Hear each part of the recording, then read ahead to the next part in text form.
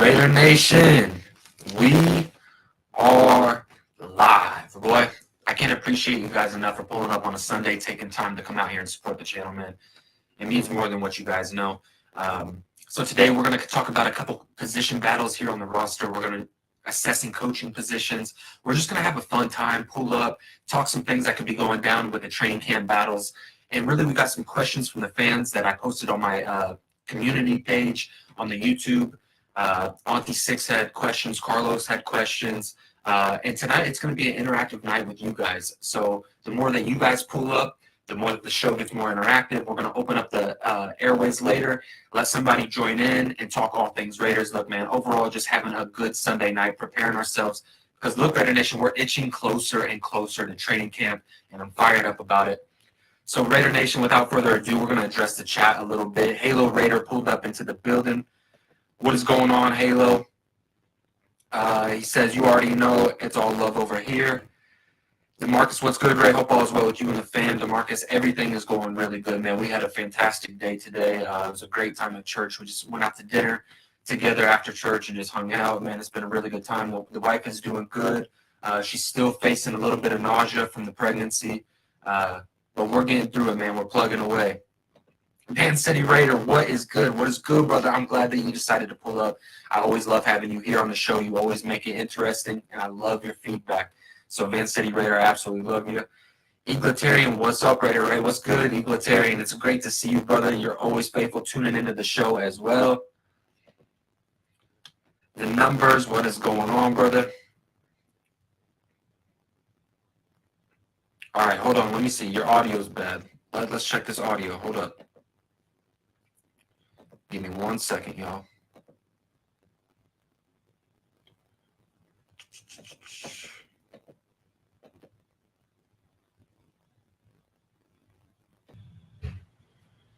You guys let me know down in the chat. Let me know. Can you guys hear the audio? Can you guys hear it at all? Let me know. Hold up.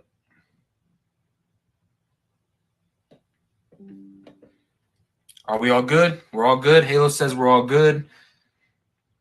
That's better. Okay. Okay, way better. All right. Sorry, guys. So let's address it, man. Everybody is in the chat, man. James says it sounds like a sick robot. Well, we got that all figured out. Okay, audio's a lot clearer now. That's all we needed. All right, chat, I appreciate you guys. Sorry for the little bit of technical difficulties, man. Everybody shout out in the chat. If you guys haven't yet, go over, smash the like button. It makes this experience better for all of you guys. So before we even go any further, man, go and smash that like button. Help your Raiders content creators, man, and let's bring more eyes to the channel. Auntie Six, we got your questions, brother. We're gonna address your question that you submitted on the community page. I'm so appreciative of everybody pulling up, man. So without further ado, we've got enough people. Let's get this show on the road. And starting off with the fans' questions. So we're gonna go straight over into Auntie Six, brother. Oh, and Anthony, if you haven't noticed yet, I did make you a moderator, brother. I did change that. So you are an official moderator. So Auntie Six asked who was going to be the punt and kick returners. So look, when I was looking at this situation, this is obviously going to be an open competition. This is going to be something where the Raiders need to ask Hunter Renfrow to come away from those punt return duties. You're allocating a lot of money to Hunter Renfrow, and you don't necessarily want to put one of the best slot weapons in danger when it comes to punt return. Even though I personally believe that Hunter Renfrow does do a phenomenal job at avoiding damage. I know a lot of people like to get slick and lay some extra wood on Hunter due to his size, but overall he's done a pretty good job at avoiding damage. But looking at that situation, man, I've got guys like when you look at the wide receiver room, I've got Johnson and I've got Hill from the wide receiver. Now, look, Hill could be one of those practice squad guys, but when I look at this situation, I don't want to spoil too much later when it comes to the wide receiver room that I'm going to talk about. But I don't think that Mac Hollins offers you more than Tyron Johnson when it comes to punt return duties. I don't think that Mac Hollins would offer you more when it came to punt return duties. When it comes to a Justin Hill from Ball State, smaller, shiftier guy, a guy who's had a return options in the past. Those are two guys on the offensive side of the football that I could see, but I could also see guys like Darius Phillips. Darius Phillips we brought in because he's a special teams ace. This is a guy who's bounced around, played gunner, has returned punts before in times past. So these are players that could really be options at that special teams ability. Really, it's going to be interesting to see preseason. That's more so than often than any other offseason. I'm really excited to watch preseason football this year. I'm an all-in fan, so every single year I'm watching every single preseason game. I'm looking at the depth of the roster. I'm seeing guys who could probably sneak on, guys who have been having a really good training camp. So look, this offseason, I'm more fired up than ever for preseason football just because the amount of depth that the Raiders have created this offseason. I'm extremely excited. Let's address this chat because you guys are going crazy, and I absolutely love it. Snoop says, salute Ray and Raider Nation.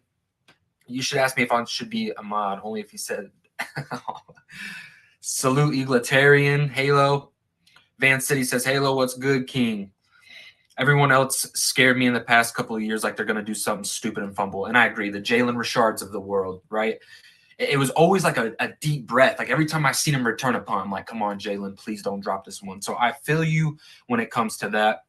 Hunter Renfrow should not be returning punts or kicks. That job should go to Tyron Johnson, which is why I think Tyron Johnson has a real shot at making this roster. Not only does he offer you the 4.3 speed, not only was he a vertical threat with the LA Chargers, okay, when they had Keenan Allen and Mike Williams, this guy offers you a lot when it comes to special teams. If you guys remember the last week when we played the Chargers in week 17, on that punt, he was the one who caused the fumble. He offers you a lot when it comes to special teams. He gets his hands on the football. He creates opportunities for special teams to get the ball back, and that's what you're looking for. That's what Josh McDaniels is looking for. And I think that Tyron Johnson just gives more than a guy like Matt Collins.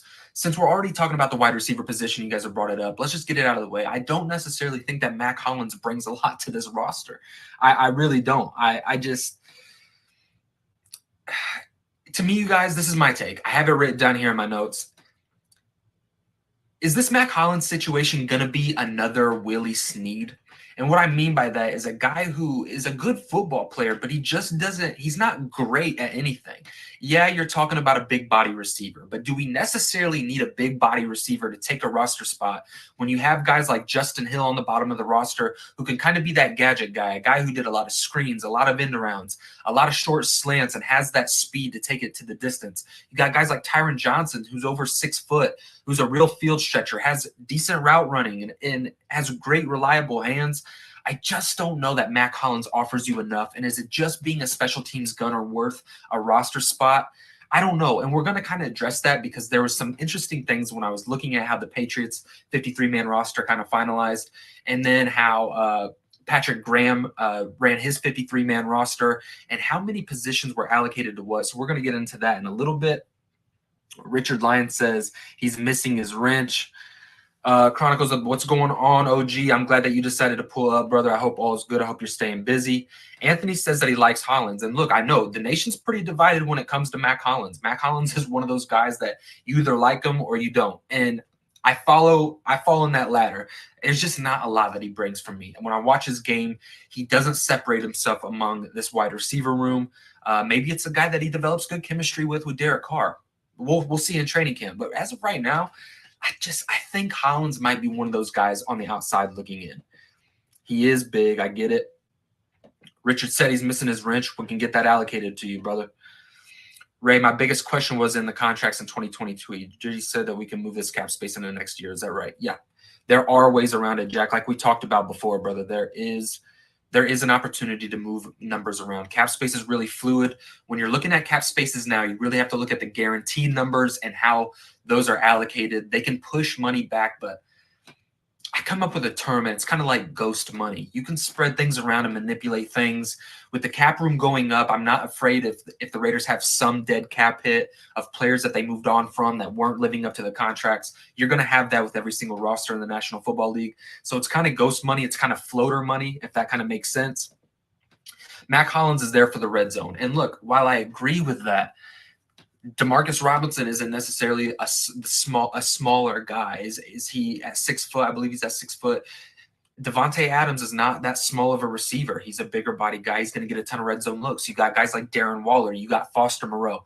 My question is how many big body guys do you need on this roster? Because if you ask me, you got Devontae, you've got Foster, you've got Darren, then you get a smaller guy like Hunter Renfrow. I want those guys like a Demarcus Robinson, a Tyron Johnson that have decent size, but Tyron Johnson has that size and speed advantage. And then you get a guy like Justin Hill who can kind of be that gadget guy, the end around guy, the trick play type of guy. He just offers more to me than Matt Collins. I don't think Matt Collins puts fear in anybody. I really don't. And if you're just talking about possession receiver, I believe we have those. Demarcus Robinson is one of those guys.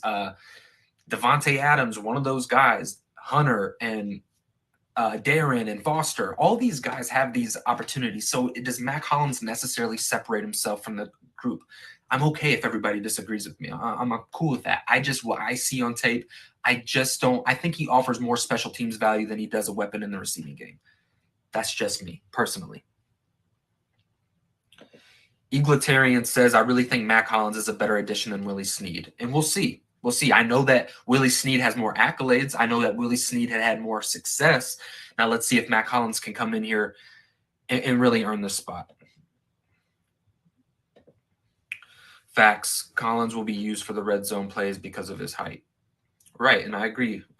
Ella Ray, I was joking. I wouldn't complain, get a range, but I need to earn that range.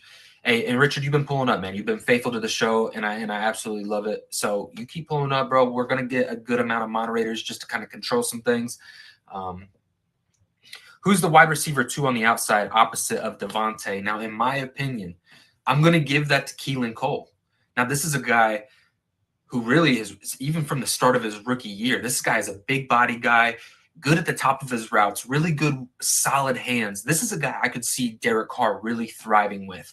And who knows? We have to watch New England and what they've got going on with the wide receiver position over there. You guys have to remember they got Devontae Parker, they got Kendrick Bourne, Jacoby Myers, Traquan Thornton. They went out and got Jordan Humphrey in free agency at the wide receiver position. So it puts Nelson Aguilar in this weird spot, and New England can free up $9 million if they move on from him. We dropped a video, I believe it was like 11 or 12 days ago, talking about a potential Cleve Farrell, Nelson Aguilar trade. So look, this is the wide receiver 2 spot. I'm going to give it to Keelan Cole. I just believe that he gives you that good balance of 4.5 speed, plays faster than that 4.5, really good at the top of his routes, kind of diverse route tree, has really good solid hands. This is a guy I could see if he just comes into training camp and works and wants to find a spot. These guys are all in unique situations. They're all on one-year deals, and Raiders have proven in times past, guys like Nelson Aguilar, guys like Michael Crabtree. You go down the list of these guys that they've brought in on one-year deals and what they've been able to do. Now we've got about 4 wide receivers, so you're really giving these guys an opportunity to come in here, get with a quarterback like Derek Carr, and a system with Josh McDaniels, and go out there and really earn yourself a big payday. Keelan Cole is one of those guys to really keep an eye out. Oh, we got Spotlight Sports Talk in the building. He says, I agree with Cole. Look, and Spotlight, if you're in the building here in a little bit, I'm going to open up these lines, and it'd be cool to get to meet you and just kind of talk a little bit of Raiders and see what you think about the roster. So if you stick around for a little bit, brother, I'm going to open up the lines, and it'd be fantastic to meet you. Spotlight Raiders Sports Talk. Everybody go subscribe to his channel, man. Show him some love and support. Go show and support these content creators. And if you guys haven't yet, man, go and hit the like button. Like I said, it pulls more people into the live show, and that is what this is all about. The number says agree on Cole. Snoop says they project Robinson for number 2 wide receiver. Okay, Robinson has the ability to do that. However, I still think when it comes to tangibles, and look, really this comes down to who is buying into this system. Who is showing up to training camp wanting to earn that contract opportunity? That's what this spot really boils down to. Out of DeMarcus, Matt Collins, Keelan Cole, Tyron Johnson, and when you look at all of the 4 of those guys, if you're following these guys in the offseason, these guys are putting in a lot of work. That's what's intriguing about this, is that this organization has really created a depth and a sense of urgency when it comes to competition. And when you look at that number 2 wide receiver spot, it's only going to allow the best player to emerge. And I do think that room is a little bit interchangeable, right? Like you're going to have Coles, you're going to have Robinson come in. That number 2 spot is going to be a spot that's consistently fresh. And it's an aspect of this offense that I'm really excited to watch. Egalitarian says, I think Keelan Cole will be a solid addition to the Las Vegas Raiders. He will take the heat off of Adams, Darren Waller, and Hunter Renfrow. And agreed. And you got to think with a guy like Keelan Cole, this guy hasn't had the best quarterbacks. Derek Carr is by far, hands down, the best quarterback that Keelan Cole's got to play with. What does that look like when Keelan Cole isn't asked to be wide receiver 2 or wide receiver 1 in his given offense like he was with the Jets and he was with the Jaguars? What happens when Devontae Adams and Hunter Renfrow, Darren Waller, guys like Foster Moreau are getting those allocated targets and you're asking Keelan Cole to go against CB4s, to go against CB5s? Look, a guy like Keelan Cole has enough talent to really work those guys, to put a lot of DBs on skates, to really body guys. You guys are talking about the red zone receiving option. Keelan Cole is that. I think he outbeats Hollins. I think that Hollins could be the odd man out. I really do. Based on what these wide receivers bring to the table, Hollins could be the odd man out, and Keelan Cole is my guy to make that wide receiver 2 spot. Halo says, I'm so excited to see this all come together. It's right around the corner, fam. Are you going to any games, brother? So the closest game to me, Halo, is Tennessee. So I don't know if you're going to be able to make that game. I know a lot of content creators are looking forward to going to that game. I want to try to make it because I want to get out there and meet some of these guys, just face-to-face, hang out, watch some Raiders football. Typically, I don't like to really go to games. I'm so focused in watching. Like, now, you guys, it's like I watch so much film that when I'm watching these games, I'm having fun when they're scoring, but I'm watching trench battles. I'm watching hand placement. I'm watching the DBs. Like, are they pressing at the line? Are the receivers creating separation on the routes? Like, I'm watching so many intricate things that, like, I get lost in the game a little bit. And so I'm going to try to make it out to a game and just try to enjoy myself and meet some of these content creators. So Tennessee is one of those games that I'm going to look forward to making. Egalitarian says, I cannot wait until training camp. And look, brother, it's right around the corner. We're in the dead period, right? There's not a lot of news. And look, shout out to the Raiders, man, for going out and hiring a president that they went out and hired. I love that this organization is consistently changing the structure of the NFL and really giving new perspective and new opportunities to people. So shout out to the new president for the Raiders. I hope it all works out. Egalitarian said, what up, Raiders Spotlight Sports Talk? Let's see here. Man, you guys are really chopping it up. I'm only here to troll the channel, man. Yeah, right, OG. You're here to show some love. And look, I appreciate it, OG. I absolutely appreciate it. I hope your work is going well, brother. Yeah, absolutely. I dropped the video about Keelan Cole being a starter too. Oh, cool. I didn't get to check that out. So everybody, if you guys haven't got to go check that out, go check it out on Spotlight Sports Talk. Go see what he says about Keelan Cole, a player that I'm pretty high on. I think it was a signing that really went under the radar, and this guy could really bring a lot to the offense. This is going to be one of those guys that, looking back towards the end of the season, this is going to be one of those guys that you're like, man, the Raiders really got one in Keelan Cole. So as long as he shows up and puts in the work, man, I'm supporting him. Demarcus Robinson is doing a lot of work this offseason. Demarcus Robinson has been putting in a ton of work, which is why I'm excited, right? He's going to go and play against a team that cut him, got rid of him. You're going to a division rival in the Raiders, a place where it's known historically for giving these players another shot. It's those type of players that buy into the system that I love rooting for. That's what I love about the offseason, is finding those players that buy into the Raiders organization, buy into what it means to wear the silver and black, to understand the history and the tradition, and then transition that into training camp with their work ethic. And these guys emerge every offseason, right, that you just root for and support. And I've got a few of them. Wide receiver 2 by committee, depending on the DB playing, says DK. Yep, and this is a situation that we addressed before, is that this room is going to be revolving, and the fact that these guys have so much different skill sets, it's going to give you an opportunity to attack the depth of these franchises at the defensive back position. Because look, not every week are these defensive back rooms are going to be healthy. And if the wide receiver core on our roster can stay healthy, you're talking about guys like Keelan Cole, Demarcus Robinson, Tyron Johnson. Those guys are going to be going up against four-string defensive backs. And if they get injured, if a team that we play gets injured and they're beat up at the defensive back position, and you got practice squad players plugged in there or just newly signed free agent additions, look, it's going to be really hard to guard the Raiders this offseason. this offense has the potential to be among the elite in the entire National Football Leagues.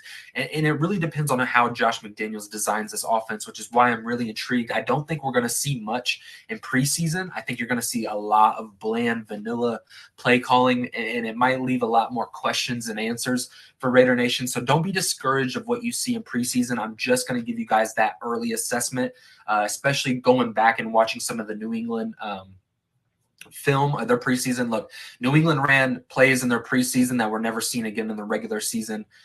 They didn't even run a similar offense. So I'm looking kind of for the same thing. It's going to be a lot of smoke and mirrors, but I'm excited to see the defensive side of the football. I'm excited to see what these guys can do on the offense. Guys like Amir Abdullah, guys like Zeus, guys like Britton Brown, guys like Brandon Bolden, those guys like Thayer Mumford, and let's see what kind of offseason Brandon Parker has. Bam Osalene. Let's see how Dylan Parham does. Can he move the line of scrimmage? There's a lot to look forward to this preseason. Snoop, hit those likes. Look, Jack says hit those likes. Everybody in the chat, go on over. If you haven't yet, smash the like button. That's all I ask. I don't ask much from you guys.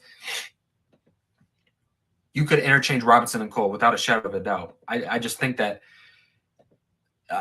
Cole offers you more. Is Keelan Cole better than Zay Jones? I will say this. Keelan Cole has the potential to be what Zay Jones was in this offense, even with the Devontae, the Hunters. This guy's going to be one of those guys who can also stretch the field, create separation. Is he necessarily better? I do believe he had less talent at quarterback position, and he had upwards of 600 yards.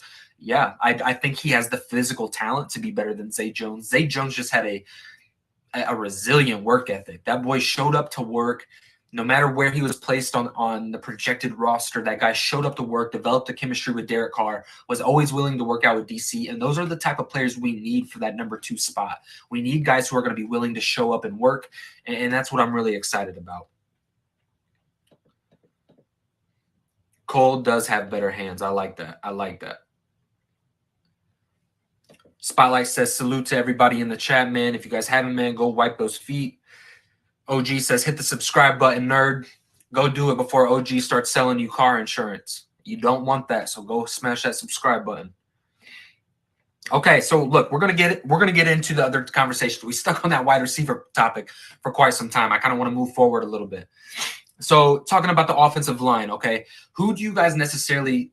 If Alex Leatherwood is the penciled-in starter, which by all measures that's been the topic of conversation this offseason, is that Josh McDaniels, Coach Priscilla, is going to give Alex Leatherwood every opportunity is to earn and stay at that right tackle spot. Now, when you're looking at the depth, hypothetically, let's not just put that out there, but let's just say hypothetically something were to happen to Alex Leatherwood and Alex Leatherwood goes down. In your guys' honest opinion, who is the backup right tackle? Now, I do have Mumford and Parker penciled in there.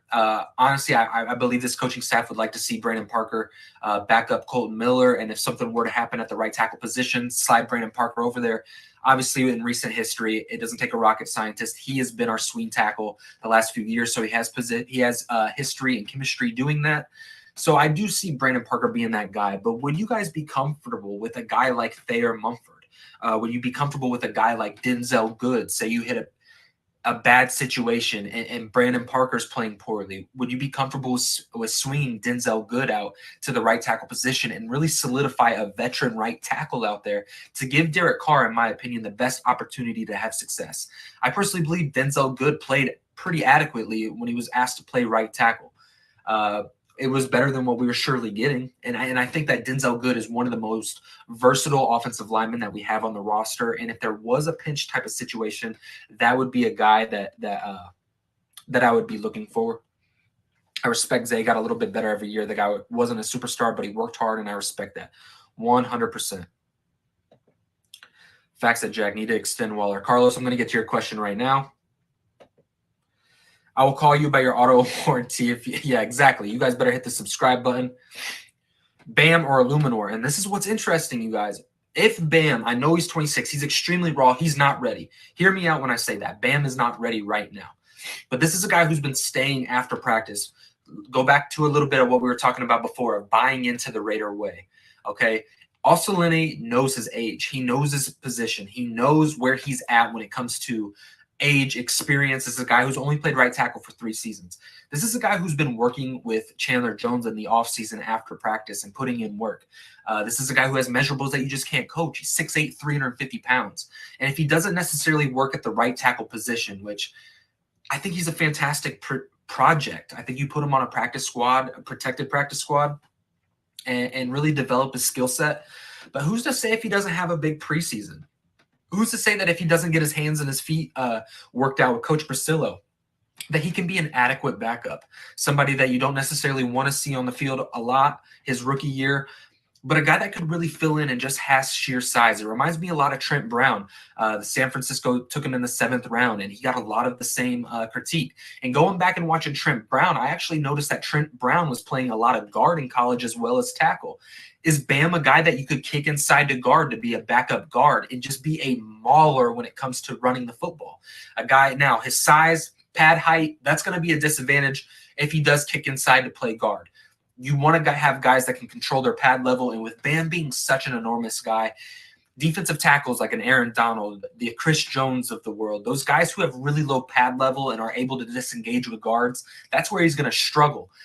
But Bam is an interesting prospect, and he is going to be the guy in the offensive line outside of Dylan Parham and Thayer Mumford. Bam Osoleni is a guy that I'm really excited to watch this preseason. Parker's the swing backup. Yep, that's what he's proven in Times history. I just don't know. Look, is there going to be a guy that can emerge and compete with Brandon Parker's skill set? Now, I do think that Brandon Parker, hear me out, he's an okay swing tackle. He's okay. He's a below average starting tackle for sure. I don't like seeing Brandon Parker on the field all that much, but in spurts, Brandon Parker has been able to show that he can be okay. Like I said, I don't want him on the field. I'm not a big fan of Brandon Parker, but is there somebody on the roster that can start to compete with him? Anthony P, no worries. You can watch the videos, Ray. Yep. I would love to see Bam or Mumford. And Bam is one of those guys I want to see develop. I want to see him become a solid backup right tackle. I want him to get an opportunity because he has the longest arms at the tackle position in all of football. This is a guy that you want on your roster if you can develop him. Now he's 26 years old, you guys.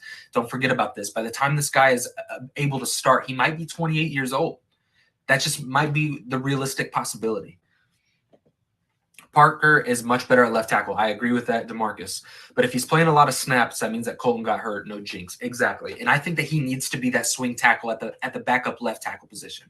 I think he does a lot better when it comes to his sets, when it comes to his anchor, even when it comes to running the football. I just think he's better suited, which is really kind of odd that he's better suited at that left tackle position, a position that's probably even a lot harder to play even than the right tackle position. It's just at that right tackle position, he just struggles. He struggles. I want their Mumford and Bam Osoleni to sit the bench for a season. And yeah, and it's kind of, look, you guys might not agree with me. I know I'm gonna get some criticism right now. Look, I don't necessarily think that Dylan Parham needs to start year one. He's taken in the 3rd round, and he has a lot of potential, but he does have a lot of development to go. I would encourage you guys to go watch his film. My question at the next level is going to be, can he reset the line of scrimmage? If we're going to switch to this power gap scheme, right, is he going to have the power, the strength to really push guys and reset that line of scrimmage, get up into the 2nd level and move guys? Now, he did it at times in college, but he also struggled with it at times in college, and at this next level it's only going to get harder. So I'm looking for Dylan Parham to develop. Now, I do think that Dylan Parham can be a starting guard for us, maybe even next year, if this kid can develop. And that's not to say that if he comes in here and works that he can't earn a starting spot, much like John Simpson did a while back, a few seasons back, got that crack and really emerged as a starter for the Raiders. John Simpson is another one of those guys. He needs to develop. His hands and his feet technique have to get better. The guard position is going to be interesting to watch this preseason, to say the least. In my personal opinion, I honestly wouldn't be mad if going with an Illuminor and a Denzel Good. You give your offensive line veteran talent. You go Colton Miller, Jermaine Illuminor, Andre James, Denzel Good, and Alex Leatherwood, guys who have played a lot of football, guys like a Jermaine Illuminor who's played guard and tackle for Josh McDaniels in times past, Denzel Good who's played guard, played tackle. Heck, I think Denzel Good could even go in there in a pinch and play center. I mean, that's how versatile this guy is. If you want to give your offense the best chance to succeed week one, I think that you get your veteran offensive lineman up there. That's not to say that John Simpson can't earn a spot, because let's face it, John Simpson is probably the strongest offensive lineman we have. Just huge power, ran power football at Clemson. It fits his style a lot better. It's just his hands and feet technique need to develop, and they need to be consistent. That's what I'm looking for John Simpson. So let's see what this chat is saying, if they agree. I got on a little bit of rant. I got to control myself. What do you think of Parham? Is he starting this year? I don't necessarily think he starts right away. I think he's later in the year if he develops, and hopefully the Raiders aren't that banged up. This is a guy who I think could earn starting snaps. Anthony says, I like Parham, and I like Parham too. I just don't necessarily feel that guys like Parham, Thayer Mumford, Bam Osolini, I don't necessarily think that these guys are guys that you need to start year one. Now, if they earn that later in the season, they're improving, they're developing, and they earn it, by all means, put them in. I want everybody that earns that spot to get their playing time. But I don't necessarily think you have to start these guys right off the bat. Halo says, wish I could stay on, brother. Going to go have dinner with the family. Glad to catch you live, bro. May God continue to bless you and yours and all in chat. Be blessed, be a blessing. God bless you, Halo. I love you, brother. And I'm just thankful that you pulled up for a little bit for the time that you did. Go enjoy your family, brother. It's a beautiful Sunday. God bless you, brother. And we'll be talking off of camera soon. So take care. Salute to Halo. Obviously, there's a lot of O-lines that are better, but our O-line is young. It's very young, and it has a lot of experience. To be honest, I want Leatherwood at guard. He reminds me of Kelechi Osemele. Put Good at right tackle. And look, that's something that is on the table, right? Good is an underutilized weapon when it comes to discussions. He's somebody that goes really underlooked when we're talking about this offensive line. He's by far the most versatile offensive lineman the Raiders have. It's not even close. Denzel Good has found a home with the silver and black, and he plays good at right tackle. Now, is he the best right tackle in all of football? No. But can he come in and start and give you a good chance to succeed? Without a shadow of a doubt. Parham starting guard opposite of Leatherwood. I mean, it's going to be tough. It's going to be tough. And I don't know how many – we've seen it last year. We've seen these guys like Andre James, Alex Leatherwood. You put a lot of these rookies in a starting lineup when they haven't faced the type of talent that they're about to experience in the National Football League. I don't necessarily know if it gives you more success early on in the season. So like I said, Dylan Parham can earn a starting spot. Does it necessarily have to be week one? And does Josh McDaniels want to go into week one with the starting guard when you have guys with experience like John Simpson, Jermaine Illuminor, Denzel Good, guys on the roster like this, even guys like, and I don't know if he's going to make the roster, but a guy like Alec Barr, a guy who's played center, guard, and tackle, he's played all three levels. I don't know. I don't necessarily think Dylan Parham has to start year one. Anthony P. there, working Leatherwood at right tackle. I think Dylan Parham will get some PT this season. I think he's going to have to earn it for sure. He's going to have to earn it. Colin is a rock on the left tackle, and Andre James finished strong at center last year. Andre James he's one of those guys I'm interested in seeing how he does in the power gap scheme. I do think he was more fit for the zone scheme last season. But this offseason, you guys, he's bulked up to 300 pounds, which bodes really well for his body and his frame. He's another one of those guys that's bought into the offseason program and a guy that I'm looking forward to seeing his development. As the year went on, he finished as a top 10 center in all of football. So that's what you're looking for. We knew starting off it was going to be rough, and it was really rough for Andre James. He was one of the worst centers in all of football. But as the season went on, James did a really good job of sticking with the system, trusting the process, and he really emerged as one of the top 10 centers in all of football. I think Andre has a true potential in going into this year and having a better season for himself. I don't ever remember a rookie starting on the O-line that did not struggle. Exactly, which is why I'm talking about week one. Why not plug in some of those veterans? It doesn't necessarily mean that they have to stay there. But Jermaine Illuminor really found a place with the Raiders last season. I feel like when they really needed somebody to stand up, Jermaine Illuminor did a good job. Denzel Good has shown that he's done a good job. These are guys that I trust being your starting guards. I think that they have more answers than they got questions. And are they going to be the best guard duo? No.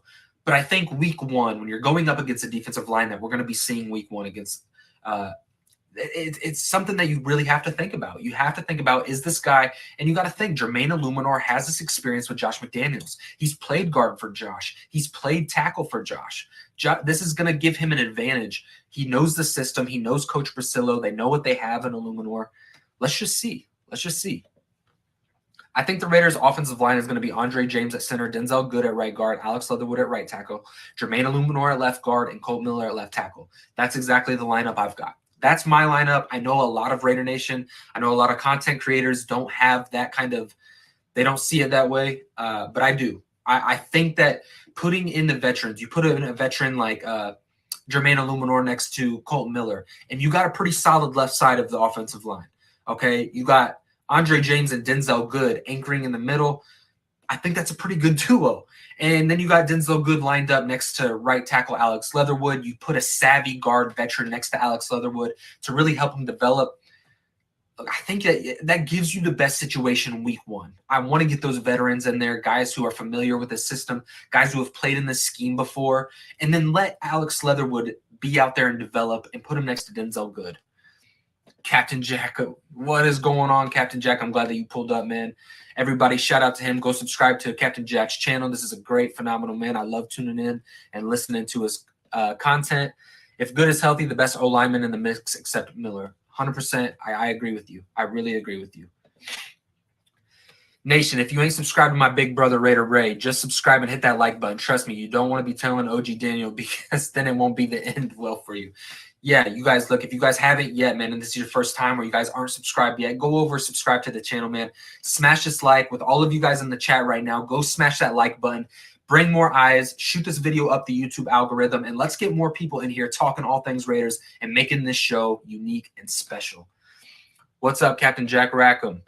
After this fantastic show by my shipmate Ray, and only after, come on over and watch my Sunday night show. Ray is the man. I appreciate you guys. And after this show, go and tune in over to Captain Jack Rackham. And I'll probably myself go in there and be interactive with the chat. So I appreciate the love, Captain Jack. You are absolutely awesome. Ray, being your mod is so easy since everyone agrees with your takes. If you want to make difficult, bring up Carr. Derek Carr is the 32nd ranked quarterback. I'm just kidding. No, I think Derek Carr is probably going to be I'm projecting him to be in that top 8 range this year, actually, with all the allocated weapons that they have. He's definitely going to be in the top 10. Statistically, he's shown that he's up in that top 12 range. I just think that with the additions of this power gap scheme, the opportunity to run the football, have better success running the football, and we all know the greatest weapon that we added this offseason in Devontae Adams in the history that they have together is only going to benefit this offseason. Carmen Brasillo says we'll put 5 men on that O-line. Of course. And that's why I trust this. This is just my take of putting the veterans out there. Carmen Brasillo is going to know best. And when those pads and helmets come on, that's what it's going to show who's going to be that starting 5 lineup. Raphael is in the building. What is going on, brother? I hope you're doing well, man. And I'm going to be jumping on a show with him next weekend, Lord willing. Salute to the chat. Elo Carr is my 7th quarterback. Carr is going to tap into that top 8. Make no mistake about it. I really do believe so. Here's the difference. I think Illuminor will start at right guard and Denzel Good at left guard. That's interesting. Yeah, he did play right guard for the Patriots. I seen how good Denzel Good was at that right guard position, and putting him next to Alex Leatherwood as far as development, I think that Good would just be a better mentor, teacher, kind of help him pre-play a little bit more than Illuminor. That's not to say that Illuminor is not a leader. I think Illuminor really did. I think Illuminor is really an underutilized aspect of this offensive line. And I think that he can be an okay starting guard for this football team. So either way that you switch him up, I really do believe those guard positions are open. Whichever gives your position the best chance to succeed. I just think the right side needing as much help as it can get, I would put my better guard at that right guard position to help Alex Leatherwood, which is why I personally, Captain Jack, would have Denzel Good at the right guard, because I do think Colton Miller can kind of hold it down with Jermaine Illuminor next to him. Oh, Jack Kenny, Hawaii trip is next week. Hopefully it's worth it because you don't miss the Vegas trip for the draft. Awesome. Jack Kenny. Okay, so guys, moving into the next conversation, the running back. So we started with the offensive line. We talked about the wide receivers at the top of the show. Now we're going to talk about the running back room. And as I was going back to the New England roster, okay, these guys actually in 2021, they carried 6 running backs, okay? 5 running backs, 1 fullback. That's what they carried in their room. So I thought that was actually pretty interesting. Now, I don't necessarily see that being the case with the weapons that we have at the wide receiver position. I do think that we're going to have an extra roster spot for a wide receiver more so than the running back. But it leaves a conversation of, what about guys like Amir Abdullah? Now, Amir Abdullah is a guy who I really think is going to have a big preseason, and I think he's going to earn himself a spot on a roster for another organization. But if the Raiders do go out and keep 5 running backs, Amir Abdullah could be one of those guys. I have him penciled in on having a big preseason. I think he's going to get a lot of reps, a lot of burn. He's going to save workloads from guys like Kenyan Drake, Josh Jacobs. Zeus is going to get a lot of carries in preseason to see what you got in him. So Zeus, Amir Abdullah, Brandon Bolden, Britton Brown, those guys are going to get a lot of reps this preseason, and Amir Abdullah is one of those guys who's actually a really good running back who I could see emerge. So what do you guys think? Do you think that we'll keep 5 running backs? Do you think we'll keep 4 running backs and 1 fullback? I personally believe that we're going to keep 4 running backs and a single fullback and allocate another spot to the roster. So the running back position was pretty unique to talk about, right? Amir Abdullah is one of those guys that I'm interested in. Another one of those guys to keep an eye out. Well, Jack was saying there wasn't any different takes. Blame him, Jack Kennett. Got to go get ready for the show. Hey, salute to you, Captain Jack. Go get ready for the show. I appreciate you guys. Y'all in the salutations array in the room here. Yep, shout out to the chat, man. You guys are absolutely awesome. So let's keep this going. Oh, Jack Cannon, no. Says Drake should be traded. I don't agree with you, brother. I really don't. I think Drake is going to be an underutilized option in this offense. Drake is going to give you the opportunity to attack the tackles on the outside. He's a really underutilized receiving threat. He has 1,500 career receiving yards, 7 or 8 receiving touchdowns in his career. This is a guy that Josh McDaniels is going to love. This is going to be one of those signings when New England had Josh McDaniels. If New England would have went out and got a Kenyan Drake, this is a guy that would have been those sleeper signings that really contributed a lot to that New England offense. Kenyan Drake, I think, has an opportunity if he can stay healthy and recover from his injury from last season. Kenyan Drake is going to be a guy that I think he's going to have a better season than what he had last year, for sure, under Josh McDaniels. He's just going to be asked to do more. He's going to be asked to receive the football, get moved around. Kenyan Drake is a guy that I'm interested in. Jack says there's so many running backs, and there is. Captain Jack, is your channel Chronicles of the Black Hole with the OG? I believe Captain Jack says Captain Jack Rackham. I believe. I wish I had the link. I would post it. Josh McDaniels will keep 4 running backs. Yep. And he kept 5 in New England last year. So it's going to be cool and interesting. I think he's going to keep 4 with the silver and black. Oh, geez, you guys. We got an enemy pulling up. Hefe, shooting arrows.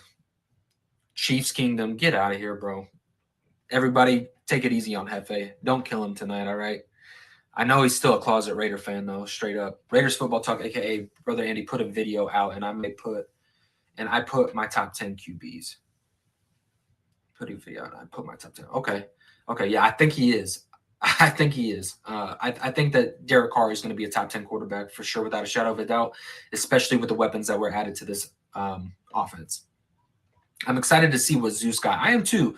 I'm hoping that this is going to be one of those guys that has a better professional career than he had a collegiate career, which we see that a lot, especially with late round additions. Guys like Hunter Renfrow, Max Crosby, Nate Hobbs, just to name a few. These guys have better professional careers than they did collegiate careers. And I'm hoping the same situation with Zeus. I'm really looking forward. I'm hoping, look, he's had 2 torn ACLs in both knees, 1 in each knee. So that's something to keep an eye out. I'm hoping those things can be controlled.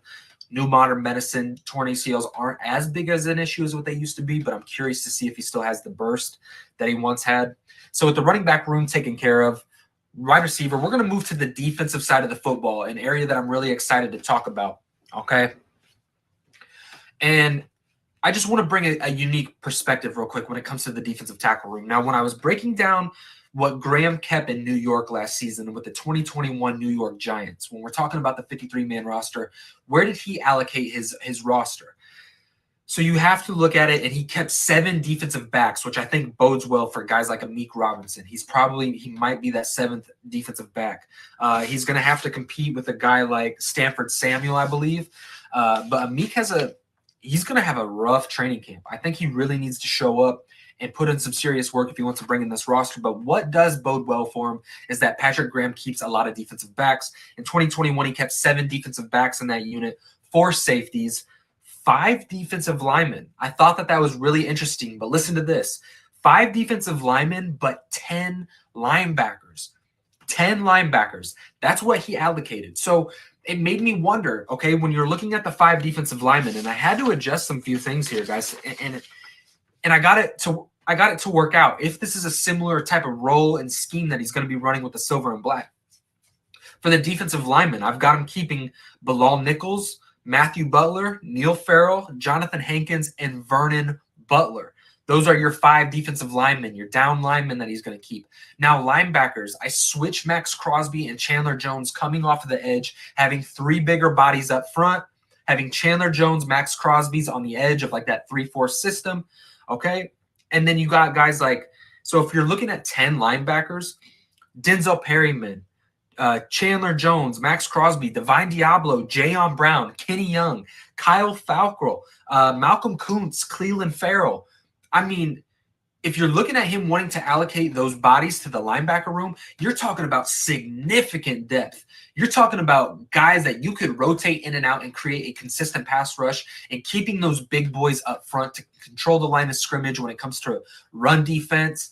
I thought it was a really unique and interesting perspective, right? I don't hear people talk a lot about how many people he kept on the defensive side of the football in New York last season, but the fact that he kept 10 linebackers and 5 defensive linemen, and look at the off-season acquisitions that he's made. He's really addressed that linebacker room. Hasn't brought in a ton of people on that defensive line. Now, look, obviously, he brought in a Bilal Nichols, a Vernon Butler. We draft Matthew Butler and Neil Farrell. But outside of that, guys, look at how many linebackers we added this offseason. We added Jayon Brown, Kenny Young, Kyle Fackrell, guys like Micah Kaiser and Darian Butler. There's even players on the roster like a Tashawn Bowser. Like, where are these guys going to fit in, and how is Patrick Graham going to utilize this? I think it's really interesting. I think if he does decide to keep it with majority of these guys as listed as linebackers, you are really creating an opportunity for yourself to really come up with some creative schemes and coverages and put some of you guys in some really unique situations that maybe they haven't seen in times past. Anthony says Amik is garbage, and I agree. I liked Amik coming out of LA Tech. I think he played with swagger in college, had a little bit of juice, but just at the next level, it just has not transitioned. He just hasn't found it. I hope Patrick Graham is a huge improvement over Paul Gunther and Gus Bradley. And I agree. I think he's a better teacher and a better coach, but it's going to be a very similar system to that Paul Gunther scheme. Now, I know that's scary, and it's scary for me to say that. They do run pretty similar schemes. It is a pretty complex system that we're going to be running. So I'm really hoping that Patrick Graham is just an overall better teacher than Paul Gunther, which I believe he is. Without a shadow of a doubt, Patrick Graham's a better teacher than Paul Gunther. But let's see how these players buy into the system, and let's see how they work out. Anthony P., it's not that he was trash. It's like the Clee situation where he's not in the right position and the scheme changed. I'd imagine you're talking about Amik Robinson. Now, look, Amik at this next level, can he play at the outside? I don't necessarily think he's fit for the nickel. I've seen him get worked too much. If now asked to play man coverage, maybe that'll help him a lot, kind of what he ran back in LA Tech. But we'll see. We'll see with Amik Robinson what comes down with that. Matthew Butler and Neil Farrell Jr. will both make the active 53-man roster.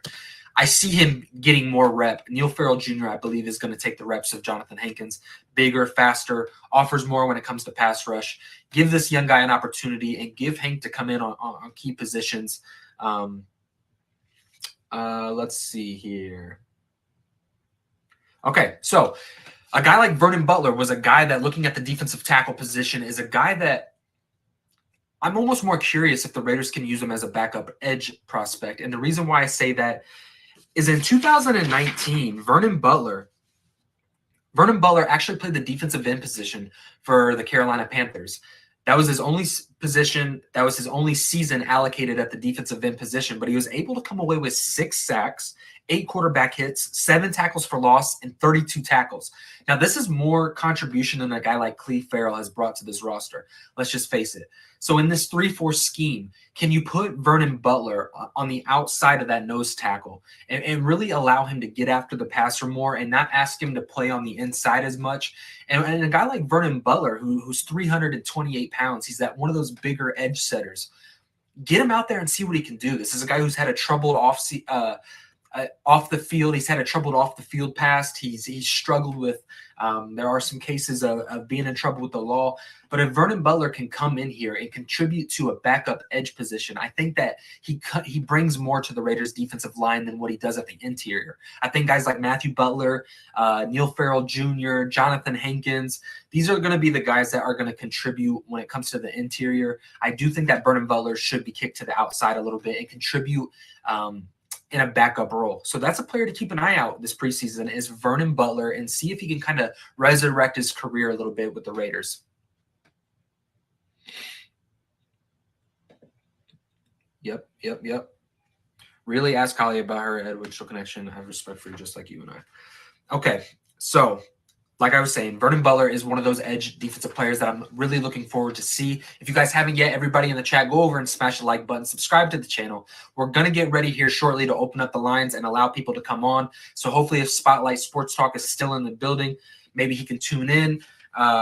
Guys like OG, guys like Jack, anybody in the panel, if you guys want to come on for the first time, you guys are more than welcome to come on. But yes, Vernon Butler, keep your eye on Vernon Butler to be a backup defensive end position in this Patrick Graham scheme. Like I said, 2019 had 6 sacks for the Carolina Panthers. I think that he could bring more to that edge position than maybe even a Cleve Farrell could at this point in his career. So it moves us to the back half of the defense and the defensive back room. And if we are to keep 7 defensive backs, can Amik Robinson beat out guys like a Curtis Samuel or a Stanford Samuel? In my opinion, I don't know that Amik makes a roster, you guys. I see guys, Trayvon Mullen, Nate Hobbs, Rocky Sin, Anthony Averett, Cravon LeBlanc, Darius Phillips. All these guys I see over Amik Robinson, and that's a good veteran lineup. These guys have all played a lot of football.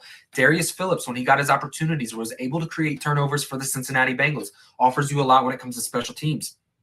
Cravon LeBlanc plays with juice, plays with swagger, comes down, aggressive when it comes to tackling, good in man coverage, but was asked to play a lot of zone. One of those guys that you can mix and match when it comes to coverage. I really like it.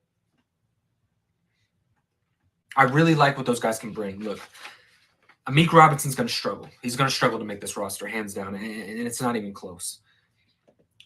He said, yo, what about Pico and Bowers? And that's what I was saying. Tashawn Bowers has a real opportunity. He's had a good offseason. Let's see what he does in preseason. I don't want to allocate these guys a spot on the roster when they haven't quite earned it yet, but Bowers is one of those guys I'm looking for. Pico, one of those guys that I'm looking for. I've got some stats here. Kyle Pico in 2021 had 2 sacks, 3 quarterback hits, 2 tackles for loss, and he only played 8 games and had 3 starts. Now, he is more of a guy that I could see to be a practice squad player, but Kyle Pico can offer you more. Look, a guy like Jonathan Hankins is really going to have to show up this training camp and earn a spot. He offers you nothing when it comes to pass rush. He's almost a one-trick pony at this point. Yes, he's a good nose tackle. He's a good space eater. He's good when it comes to run defense.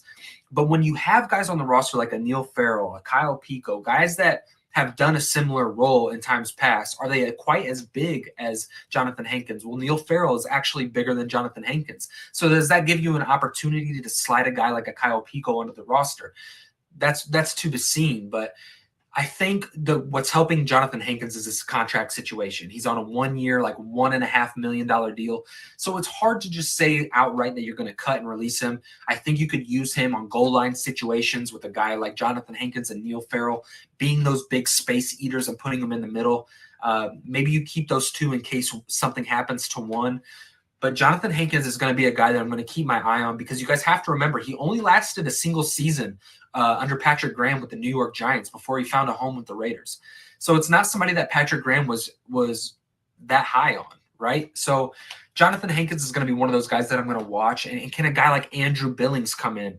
Andrew Billings was a guy that in 2018, when he was asked to play that nose tackle position, the same position that Jonathan Hankins was asked to play, 2.5 sacks, offers you more when it comes to pass rush, 22 tackles, 8 tackles for loss, and 7 quarterback hits.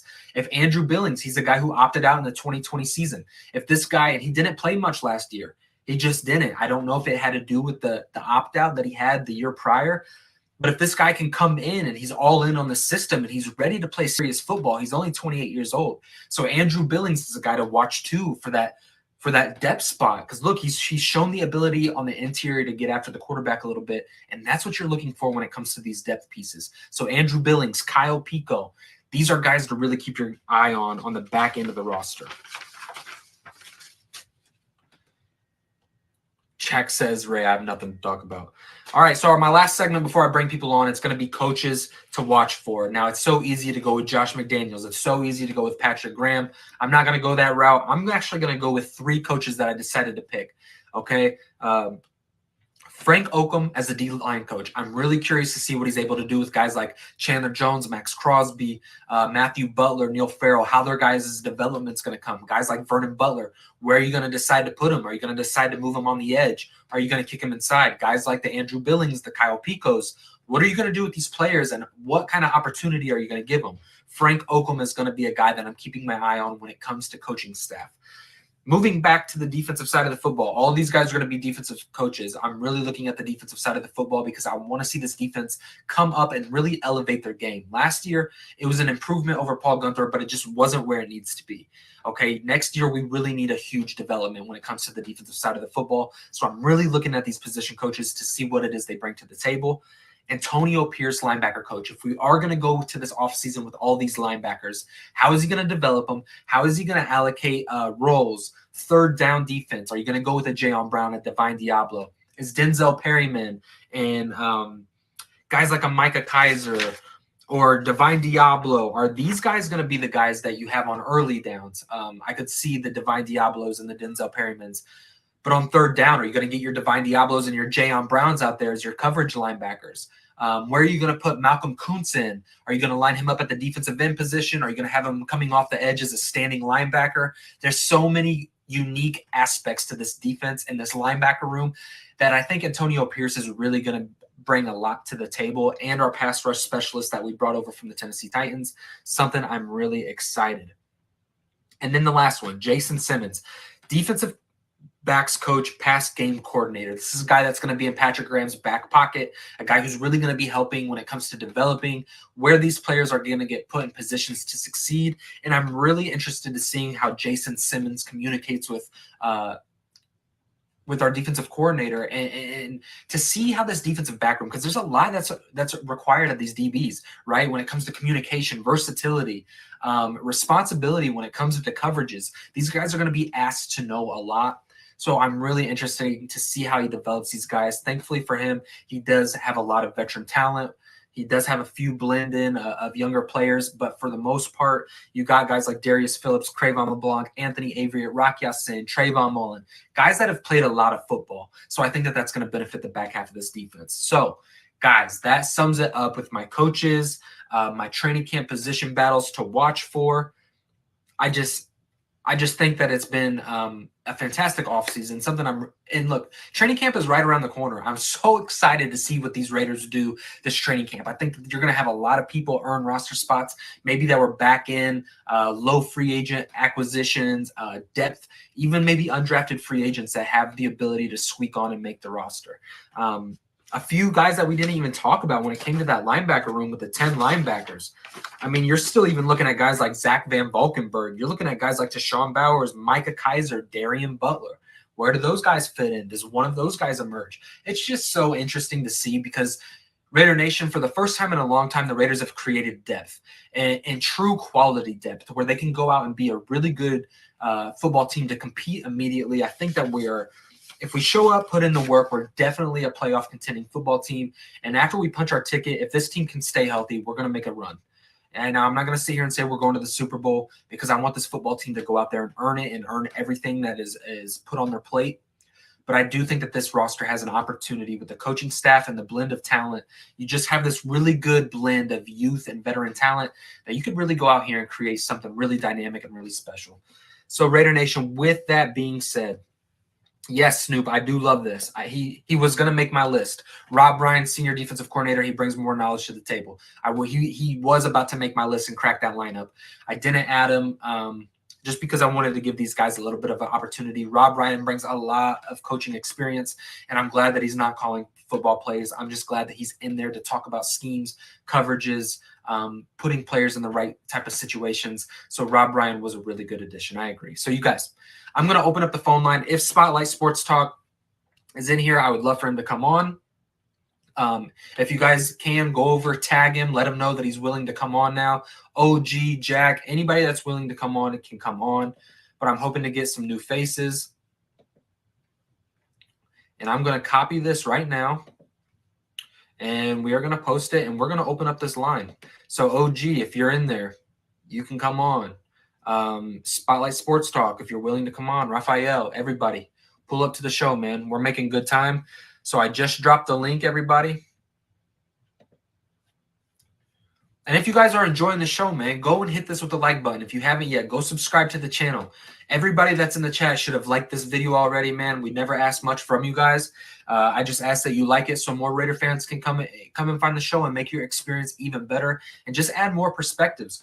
Like I said before, if you guys don't know what a paradigm is, it's when one person, multiple people can look at a given situation and come away with different viewpoints. And that's what these conversations, I think I'm going to call it that. I think I'm going to call these shows the Raider Paradigm, because I love having a unique fan base that can come and look at this roster in a multitude of ways and really assess of what they view this roster going into this next offseason. So without further ado, you guys, I got my brother behind the scenes in OG Chronicles of the Black Hole. So welcome in my brother to the channel. OG, what's going on, my friend? How you doing, brother? I'm doing good. How are you doing? Okay. Yeah. I am trying to adapt to going from 13 hours of work a week to 39 hours of work a week. I've been doing this for 6 years, being semi-retired. But, dude, this is kicking my butt. So I have not put out a lot of content because of the fact that I don't have the bandwidth. I don't have the bandwidth now. I got to get used to it, and then I can do it again. Hey, Jack, how you doing? No, I know you hate me, brother. I love you, brother. Salute, Ray. Thank you for bringing on. And like OG, salute. All we need now is Captain Jack, and there would be like a complete foursome right there, right now. That'd be nice. That'd be nice. Pause. So, I've been asking this question a lot on, like, the Raiders channel, your channel, and, like, about Ed Winchell and Holly Winchell, which I've been talking to on the KC channel. I was thinking there might be a relation there. So Ed, snuffed that out and said, I don't know her. So what are you guys Holly, expecting for this preseason? What are you guys expecting? Maybe some positions that you're looking forward to watch, maybe some things that you're excited. Are you guys more excited this offseason than maybe ever before? What are some aspects of this roster that you guys are looking forward to moving into this offseason? Because, look, training camp's right around the corner, and it's an exciting time to be a Raider fan. This is the time of year where we should get excited. You're really going to see guys earn opportunities, earn roster spots. So I just wanted to get your guys' take on what's going on. Dynasty. I've been screaming it for a year. Dynasty. We are headed into our next dynasty. Well, I know how you feel about that, Jack. How do you feel about that? Well, I've been asking the same question over and over and over to every Raiders content creator. And Dirty just put it right last night. I asked about the salary cap. So if these contracts are super friendly, then why did in 2023 we have only $3.6 million? Dirty said that we can move the money over from this year, if we don't use it, to next year. Then it makes sense to me. It makes perfect sense then to use that for Waller, to re-sign Waller and sign what we can. Don't use the money then. There's no reason to. We talked about after the cuts, sign good players. So but if we don't have to use that money, then you know what? I have no problem not using the money. I'm fine with the team that we have. We can compete. Oh, I would like one more DB, honestly, but So let me ask you this. Could you see the Raiders maybe not extending Darren Waller and willing to go this season with kind No. of that looming over their They head can't. and re-sign him next season? They No, can't. absolutely not. I mean, Yeah. Waller is the number one priority right now. Yeah. But what Dirty said is like we can take our $20 million and move it over to next year, which I didn't think we could.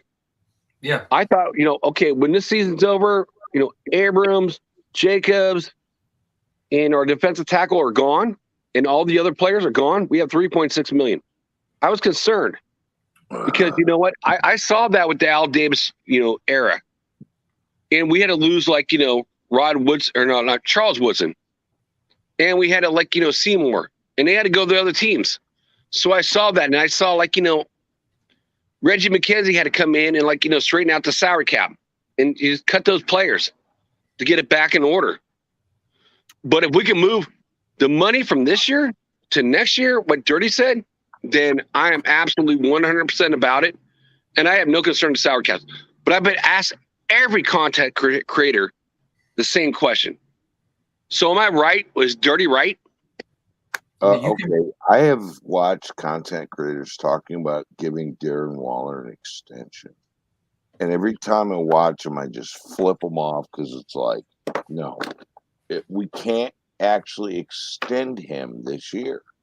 He's got 2 years on his contract. There's no extension. It's not going to happen. This is what I'm saying is the way the contracts work, we hit up signing bonuses and everything else next year doesn't count against the cap. We've got the money to go crazy. We don't have the money next year, OG. That's the thing. We have $3.6 million on the cap next year. So if we can use the money this year to next year, then I agree with it. The loophole of signing bonuses allows us to spend way over the cap. You're not understanding. Well, I do understand. Like Andre James, like the first player on the Raiders team, we extended that. We did an extension. So he's going to hit us on the cap in future years. And we saw that with Al Davis. So it's like that's what I liked about Reggie McKenzie. He cleaned all that shit up. Okay, that's great. But can we move the cap this year to next year? Is what Dirty said we can do. Can we do that? Yeah, you can, look, this is going to be the situation. When you sign people on a signing bonus, it does not count against the cap. I'm not talking about signing bonus. I'm talking about the money we have this year to next year. No, you're not going to let me finish. Sorry. When Mark Davis moves from $600 million in value to $2 billion in value, you could throw out signing bonuses that will keep guys under the cap. It's a loophole. And that's where we moved to from him moving to Las Vegas. He's not worth $600 million.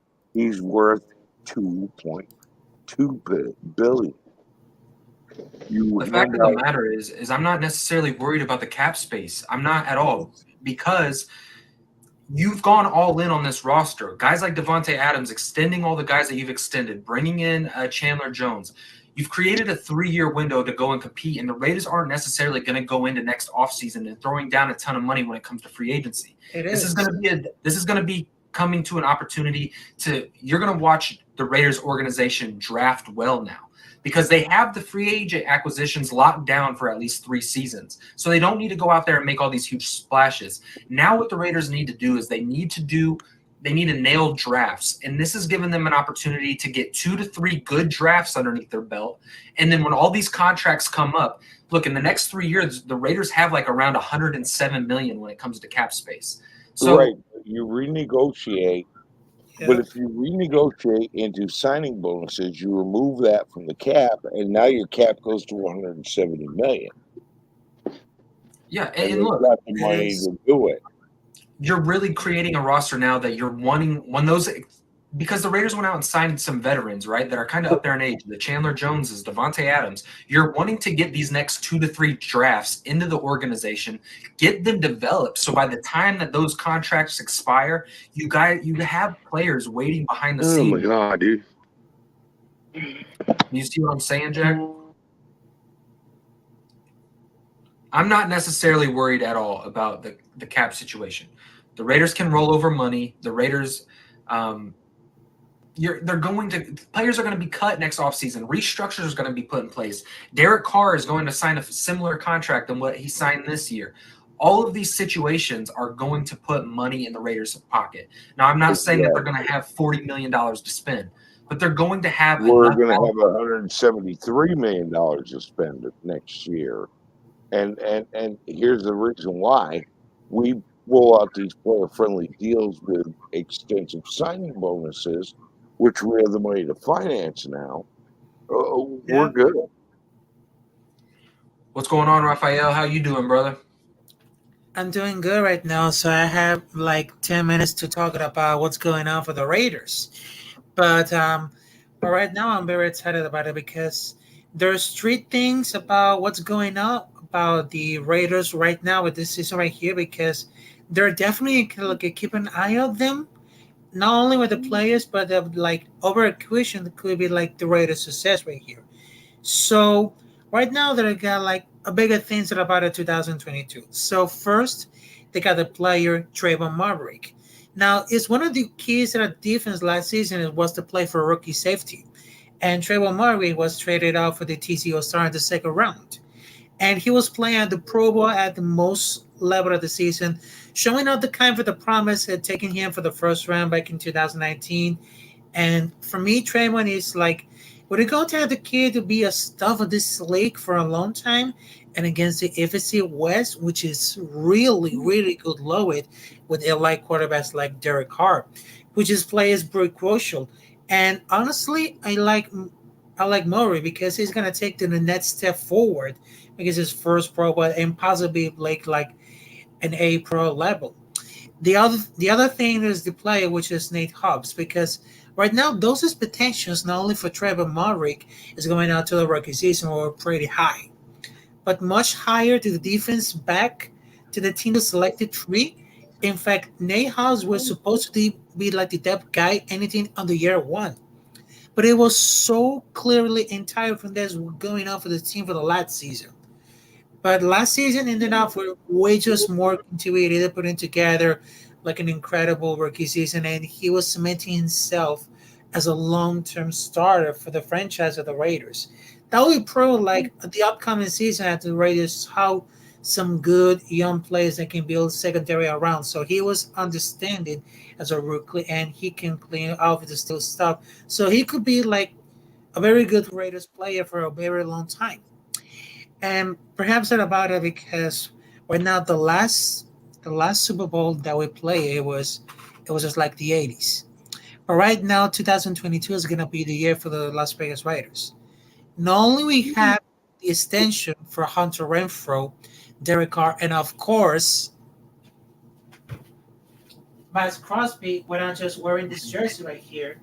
So that season right here we can prove that we are undestructible. We're gonna dominate it. And that's why, because right now, let's just forget all these bad memories right here for the last season, because those changes right here are really good.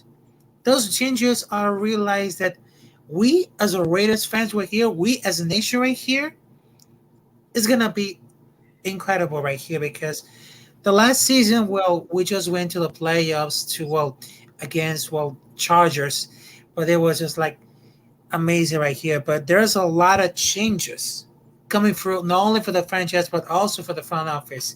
And if the defense and the offline can step, anything could happen. We're going to dominate it. Because right now, it is time to Nope. prove. Yes, I am taking that. I'm trying to avoid the radiation anxiety. What's that crap called when you collapse and you're tired? I'm avoiding that. I'm taking a multivitamin because I'm trying to keep from falling asleep or being exhausted all of a sudden because of the radiation treatment. So yeah, doing multivitamins. Well, Raphael, to kind of bounce off of what you're kind of saying is I do agree with Trayvon Maverick, and I think in this Patrick Graham scheme, he's going to be asked to do a lot. And I think that his role is going to increase. In that Gus Bradley scheme, he played a lot of single high coverage. He was really the eraser of the defense. Like when anything broke and got deep or big run plays, he was the eraser. He cleaned up. He was asked to make a lot of clean, efficient tackles. I think under Patrick Graham, you're going to see this guy be asked more when it comes to coverage ability. And I think that's going to unlock more in Trayvon Merritt's game. I think you're going to see more opportunities for him to get his hand on the ball and create turnovers. And I do believe that Trayvon Merritt is going to take a huge step up in year two. Now, to address your topic on Nate Hobbs, I know everybody's saying, oh, Raiders need a CB1. But in every statistical category, Nate Hobbs fulfills that. He has size, he has length, he has the coverage ability. Whether you look at his man coverage, you look at his zone coverage. He was asked to play on the outside of defenses last year. Okay, he played in the Washington game. He was asked to play on the outside. Comes away with an interception that game. The Raiders could really ask Nate Hobbs to do more this season, and I don't think that it'd be too much for a player like Hobbs. Not only that, but like Vance City says that Mad Max has a potential to be Defensive Player of the Year, and I agree without a shadow. Which is very good. He has the opportunity to get in there and really create an opportunity to get. Okay, let's say Max Crosby goes out there and gets 14 sacks. 14 sacks and is among the elite when it comes to rushing the passer. Oh, let's get Jack back in here. Where does this Raiders defense rank, especially if guys like Nate Hobbs and Trayvon Merrick really step up and develop? Guys like Chandler Jones and Max Crosby, guys on the interior that's defense and this completely revamped linebacker room. Where does this Raiders defense have the potential to fall? If we fall in the top 15 with the offense we have, Super Bowl winners, dynasty. I've been screaming it for a year, dynasty. We saw the beginning of it last year, dynasty. Well, this first year is going to be tough. I feel like with Patrick Graham. He asks a lot of these defensive backs. He asks a lot out of these guys defensively, and there's a lot of guys learning the system for the first time. So to step in and just think that we're going to be like the top defense in the National Football League is asking a lot, because I don't think it's necessarily going to happen. If we're in the top 15, we are a dynasty. Now our offense is going to be top 2, 3, or 1, whatever. If our defense is stepping into the top 15, we are a dynasty, bro. And you're going to enjoy it. We're going to crush all these great teams and show everyone in the NFL that we run this shit. It's ours, and we're taking it. And I just feel like, for me personally, this is just me personally, OG, I just feel like we got to go earn it. Like, I don't know that we're going to just crush everybody. The National Football League does a really good job of balancing out talent. They do a really good job of. Did you look at our schedule? I did. I think our schedule is tougher than what we're giving it credit for. I don't necessarily think that people are going to come out here and kill us. But I do think that there's in schedule, we're top 5 as schedule. Not as tough as Kansas City, because they took a step back and they're going to suck. I'm telling you. I'm telling you right now, we're going to make a deep run in the playoffs. We're going to the AFC Championship. You're witnessing the beginning of the dynasty that we are going to become. You young Raiders fans aren't used to this shit because you weren't around for the old. It is. But we are going to. You're not going to see a lot of fourth quarter and overtime comebacks like before. You're going to watch complete domination this year. It's coming. And you'll get used to it, because I'm used to it from back in the day. Jack's probably used to it from back in the day. This is what we expect. It's just kind of like what Boogie says. And I get that you got to experience those glory days, and we haven't got to experience coming that. For you guys. You young guys are going to get to frickin' eat that shit and watch a total domination, and you're going to know that your dynasty is here. Yeah. I'm just saying. All right, Jack. I see that you're in disagreement, so address it. Okay, thank you. I've been waiting my turn. I'm being patient and quiet. Oh, okay. I don't see this as a dynasty. Is because like this is the year. This is actually the year. If we let all the players go at the end of their contracts, all our first rounders, and we don't replace them, we have 3.6 million. Oh my So God. yet- no. Stop, OG. So we can start doing things like the Rams are doing to extend those contracts like James. We did that with Al Davis. Remember, OG, I know you saw this. We extended a lot of contracts, but I don't want to get to the same position like we were under Al Davis and what we have now. It's in the beginning. So yes, we can do that now. But overall, I don't want that to happen because remember, who did we let go? You're so obsessed with a number that isn't Whoa. real. Well, stop. Just let me finish. Charles Woodson, right? We let Charles Woodson go. We let Richard Seymour go. 2 Hall of Fame players on our defensive team. We had a lot. And we're talking about the defense, right? So we had right a lot now, of it's okay. unfriendly contracts, and you're so obsessed with this goddamn number. Like, there's not loopholes around it. You don't understand, Jack. The loopholes around it with signing bonuses gives us so much more money. We know about signing bonuses like Corey Littleton and Nick Crassi and Carl. Look, the things with those deals, Jack, is you have to look at the allocated guaranteed money. Yeah, I'm contracts like talk to him, explain it. Guys like Max Crosby didn't sign for a ton of guaranteed money. Nobody did. It's like that's the thing I'd rather have. I'd rather have Carr sign for more guaranteed money. You know, Renfro is like the 19th highest paid wide receiver. That was the best contract we'd signed. Okay. You know, Max, like give him more guaranteed money. Take it off the cap. Make it less so we can sign other players. Look, the how you're viewing those contract situations, like the reason why we had to get rid of Woodson and the reason why we had to get rid of Seymour is because the amount of bad contracts that were allocated to a lot of players on that roster, players that didn't work out, players that Al signed to ridiculous contracts that he never should have signed. That's not necessarily what Dave Ziegler's done. Now, has Dave Ziegler gone out there and gave a lot of guys money up front? Yeah, he's gave money up front, but it's nowhere near close to the situation that Al Davis put us in. He's not putting that kind of money on the table for these guys. The contract salary number for next year, we shouldn't even necessarily be looking at that number because there's so much that has to happen from now until then when players are going to get released. We're going to have $173 million. No, we don't. We have $3.6 million next year. Dude, you read an article and that is the all fact for you, bro. No.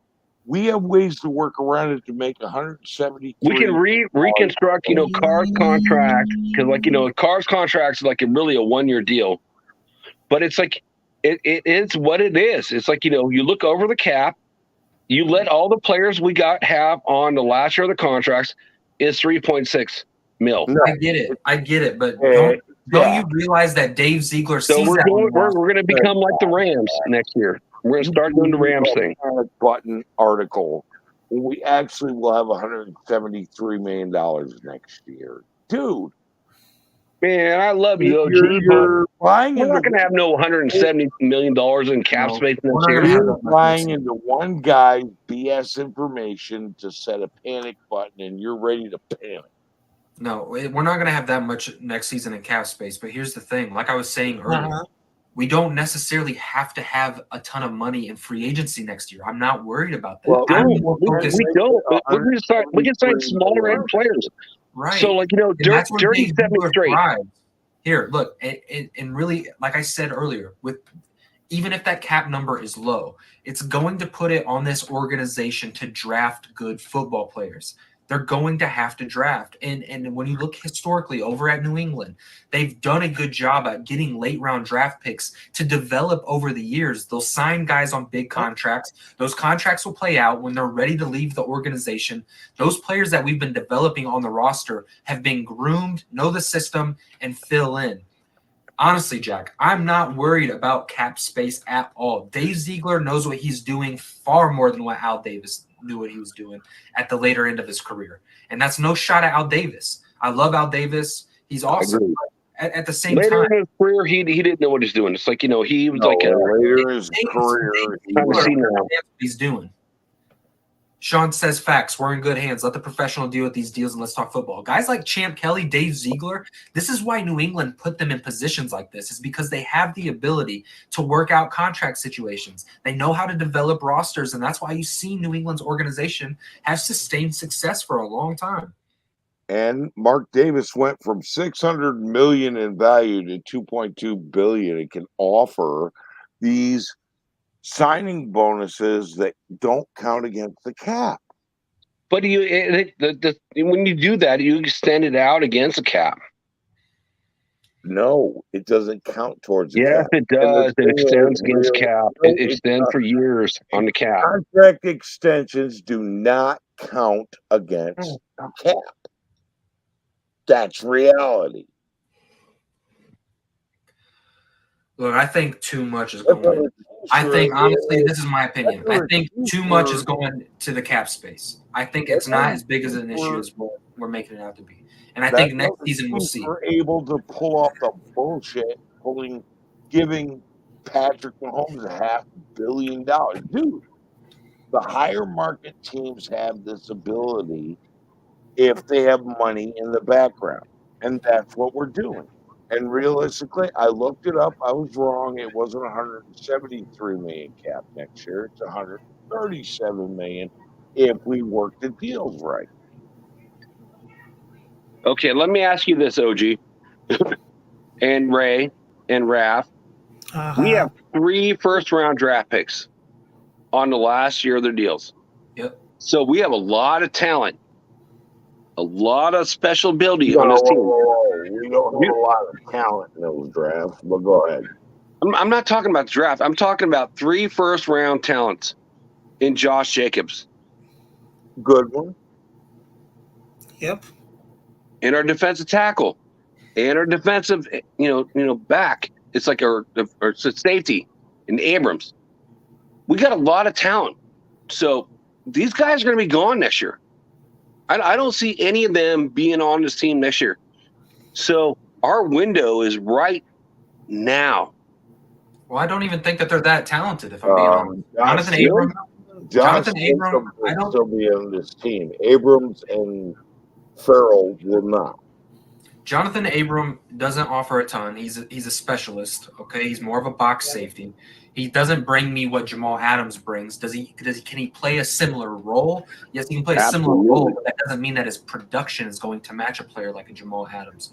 Okay, Jonathan Abram doesn't do much for me. So the first round draft pick to him, not really worried about it. Josh Jacobs, probably one of the more easy replaceable positions in all of football is the running back position. Not saying it's going to be necessarily that easy to go out and replace Josh Jacobs. Who else have we got? Cleveland Farrell. Cleveland Farrell is the big frame. He's gone. And so those 3 first-round draft picks to replace those players, you could get guys on 1-year team. I think Daron Harmon's going to be more successful than what Jonathan Abram was. I think you could get a guy like Malcolm Kuntz, and he's going to be far more successful than Cleve Farrell was. Who else? Let's see. Running back. I don't think Zeus is necessarily going to – we talked about running back. Hey, Ray, I asked this earlier, and I posted in your question on chat. Trade Drake. Let's keep, Jacobs. Trade Drake, because Drake's going to be gone too. See, Zeus is going to be the number 1 back next year, so we're going to see that. No, I don't. First off, let me address the Drake situation. I don't want to trade Drake because this guy has 1,500 career receiving yards, 7 touchdowns. And look, if this was a move that the New England Patriots would have made with Josh McDaniels, everybody would be clamoring about how Kenyan Drake is such a good scheme fit for the New England Patriots.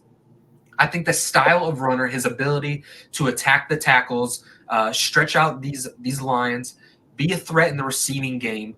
This is a guy that Josh McDaniels will like. And if he can come in healthy, I think he's going to have why they bring Bolden in?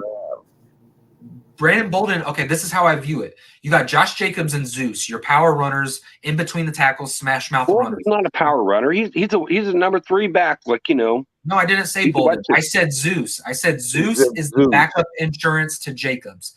Drake, his backup insurance is Brandon Bolden. Their skill sets are similar when it comes to receiving the football. Right. So he's created depth and an insurance for himself in this running back room. You've got your power runners in Zeus and Jacobs. You've got your receiving options in Drake and Bolden. That's what he's created on this offense. And to take away Drake, you're really limiting. Look, I like Dre's receiving abilities better than Jacobs. I know Jacobs developed when it comes to catching the football. Yeah, agree. But Drake offers more when it comes to receiving the football, and I think that you're going to see that in this offense moving forward. Hey, I got to say this. So 805, you've watched everything I've said on all the other shows. You said it's getting old. Yeah, it is getting old. But I have to ask everybody. I want everyone's opinion because we're all Raiders fans. You know, as being Raiders fans, like I want everyone's opinion because we're all brothers and, you know, sisters in arms. So I just want to like have everyone's take. So that's why I love this stuff so much. My take, look, from studying the cap, from studying these things, okay, rosters, the cap in this season is honestly, Jack, the last thing I'm even thinking about.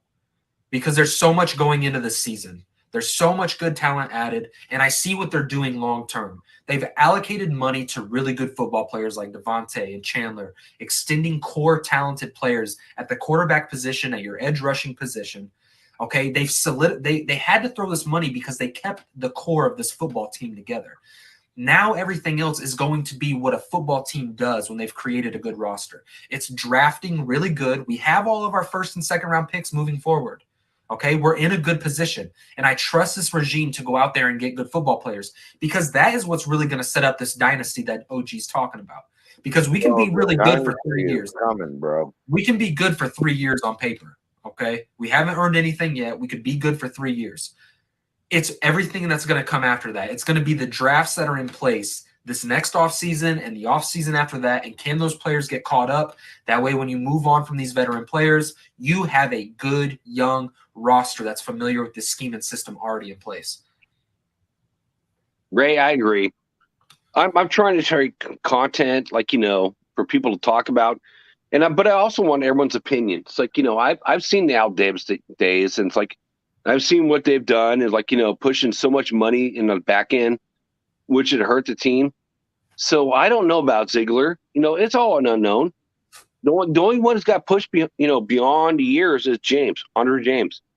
He's the only one right now. So it's okay to do it now, but if it's like a consistency where we need another like Reggie McKenzie to, like, you know, break it up, that now will hurt.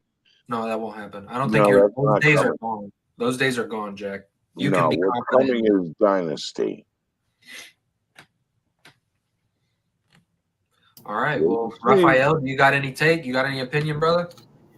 Yes, I got just a little opinion right here because I just realized that, there's so many good players right here because nobody thought it was going to happen at that season right here because I just saw, all these players right here because right now they just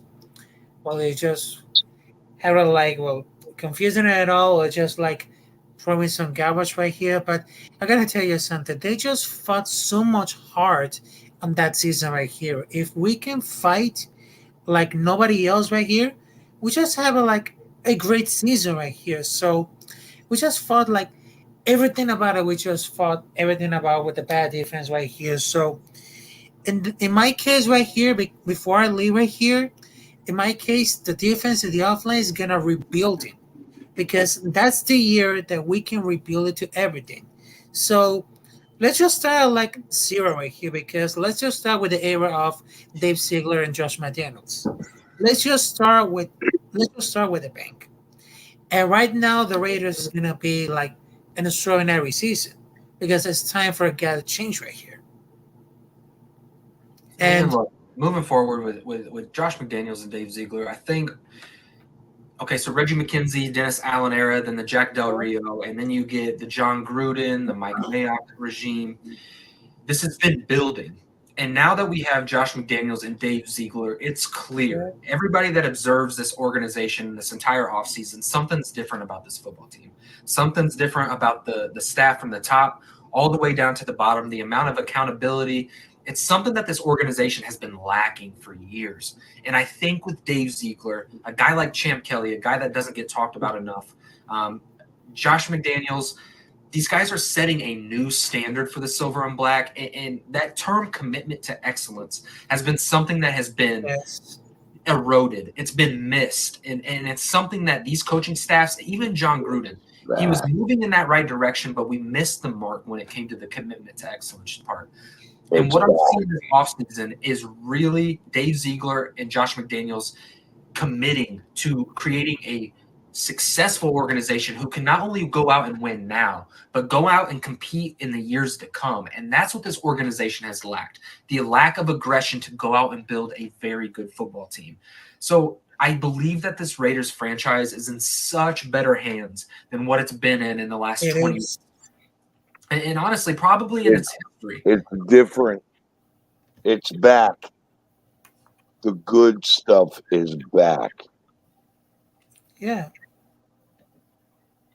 He says, I believe every year and we fail. I hope this year is different. And look, I get it. As a fan base, we do this every year. We get excited. But the additions, it's almost like the additions in times past, we almost had to convince ourselves that they were really good signings, that they're going to fit with the Raiders. The fact that Dave Ziegler went out and got good, proven football players, Devontae, Chandler, re-extending Max Crosby. He went and got real football players, guys like Jayon Brown, players like a Bilal Nichols. You go and get a depth piece like a Rock Ya-Sin and Anthony Averett. These are established football players who have played good football. This isn't like the LaMarcus Joyner, the Corey Littleton situation, where you get them in a certain type of scheme in LA, and then they get out here to the Raiders, and it's a square peg in a round hole. That's not necessarily what they've gone out and done. They've brought in. Click on the next two comments, bro. Click on the next two comments. This is the best Raiders team we put together in 20 years. Without a shadow of a doubt, it is. Yeah, Mark absolutely. Davis No did a pretty doubt. good job of assembling a front 805, man. Salute, brother. Love you. Guys, I got to hop off. I got to eat some dinner. I got to finish making the dinner for the kids. So I hope you guys have a good night. I love you guys. I got to go. Peace. All right, brother. But I'm going to tell you right now, the dynasty is here. And watch, brothers. You younger guys, you're going to get to feast upon this dynasty. All right. We are going to eat the NFL this year. All right, you guys. Well, look, we've had a really good show. Everybody's been tuning in. We're gonna come and I'm gonna drop some content this week. Hopefully, I can get on Raphael's show next week, depending on how my wife is feeling. It is. So I'm gonna be dropping content this week. I want to get back into it a little bit. Look for a live show as well. Look for you guys to pull up. Hopefully, we can get some other people on here as well. So look, shout out to the chat. Everybody that hasn't, go smash the like button before we get out of here so other people can find this. Leave your comments after. I appreciate absolutely everybody that's pulled up. Thank you, Raphael. Thank you, OG. And Captain Jack and I are going to be doing some content Tuesday night, and we're going to talk with Al Davis's right-hand man, John Kingman, who was his head of scouting. We're going to be interviewing him. We're going to be talking to him about stories about Al Davis and stories about the Raiders. He was with the team for 33 years, a third of a century. Okay. Raider Ray, brother, good talking with you again. Good talking with you, Raphael. Mm-hmm. I'm going to dip out. I'm going to go hit Captain Jack's show because it started about 30 minutes ago. Go hang out with my brother for a few minutes, and then my ass is going to bed. God damn, I'm tired. Well, all right, guys. Raphael, thank you for tuning in. OG, thank you. Chat, shout out to the chat, man. Go smash a like, subscribe to all the channels that you see right here in the panel. Salute to the chat, man. I could not do it without you guys. And just like Boogie says, man, I hope your channel grows with quickness this season. And that is the goal, brother. And this is only the start. It So is. stay here for more Raiders content to bring you guys more live shows and more daily content. Let's see what. Hold on, we got one that Raider Ray. Before we head out, James Furpo been doing it. Oh, okay. Before we go, y'all, let's do this for James. On the count of three, we're gonna do the wife's Raiders. sleeping in the next room. 1, 2, 3. Raiders.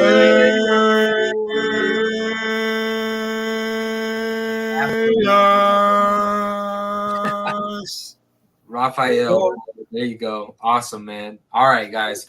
Great show tonight, you guys. We'll catch you guys up this week, man. Look forward to some content. I appreciate all the love, all the support. Much love, Right, Raider Nation. Until next time, Raider Nation. Let's talk this week, brother. Woo! There you go.